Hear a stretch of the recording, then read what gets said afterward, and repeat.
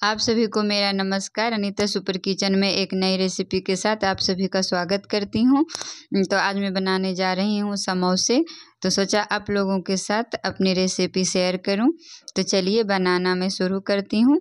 तो इसके लिए मैंने यहाँ पे एक परात ले लिया है। इसमें मैं 2 कटोरी मैदा डाल दी हूँ और इस मैदे में मैं 1 चम्मच नमक डाल दी हूँ और 1 चम्मच मैं यहाँ पे कलौंजी डाल रही हूँ और 1 से 1.5 चम्मच मैं यहाँ पे इसमें अजवाइन डाल दी हूँ।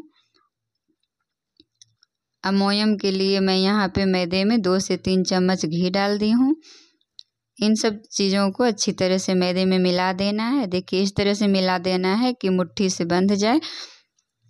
अब मैं इसमें पानी डाल करके इस मैदे का एक सख्त डो बना लूँगी। देखिए इस तरह से डो बना करके तैयार कर लेना है। अब मैं इसे ढक करके 10 मिनट के लिए रख दूँगी।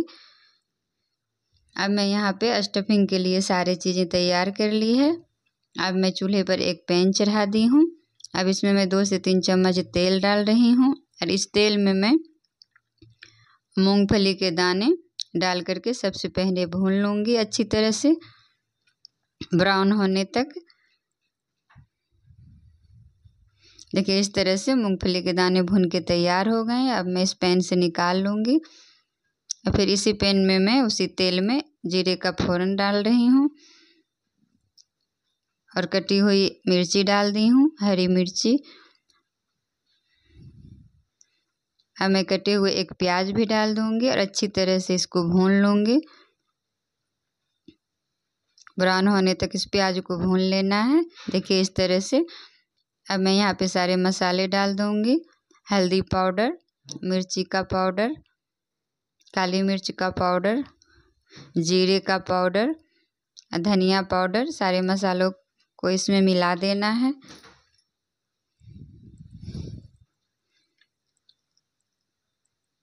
अब मैं इसमें उबले हुए आलू डाल दूँगी और अच्छी तरह से प्याज में इसको मिक्स कर दूँगी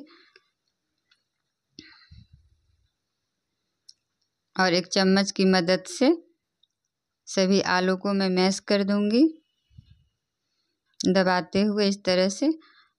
अब स्वाद के अनुसार मैं इसमें नमक डाल रही हूँ और 2 चुटकी मैं यहाँ पे कसूरी मेथी भी डाली हूँ।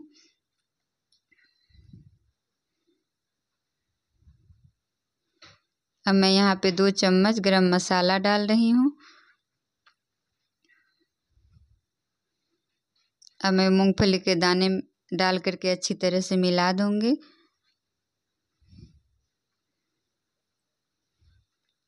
अब हरी धनिया के पत्ते भी काट करके यहाँ पे मैं डाल दी हूँ। अच्छी तरह से मिला देना है सबको। अब देखिए स्टफिंग बन के तैयार हो गई है। अब मैं इसे चूल्हे पर से उतार लूँगी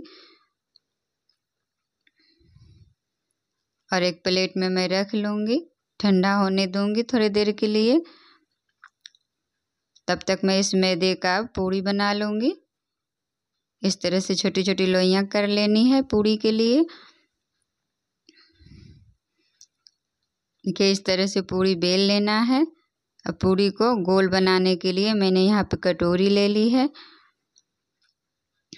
देखिए इस तरह से कटोरी से काट लेना है पूड़ी को और इसी तरह से सारी पूड़ियाँ बना करके तैयार कर लेनी है।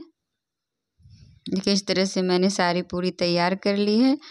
अब मैं इसे बीच में से काट दूँगी पूड़ी को और इस तरह से हाथ में रख करके त्रिकोण बना दूँगी और इसमें मैं स्टफिंग डाल दी हूँ 1 चम्मच के करीब और चारों तरफ पानी लगाकर उंगली से दबाते हुए इसे चिपका दूँगी अच्छी तरह से।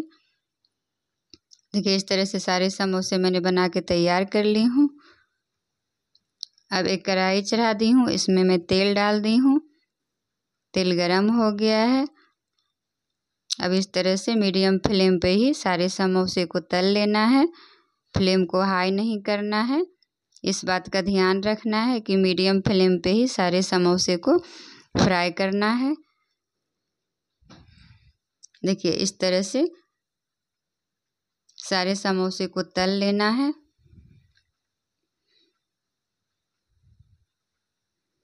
अब बारी बारी से सारे समोसे को मैं तेल में डाल करके अच्छी तरह से फ्राई कर लूँगी क्रिस्पी होने तक।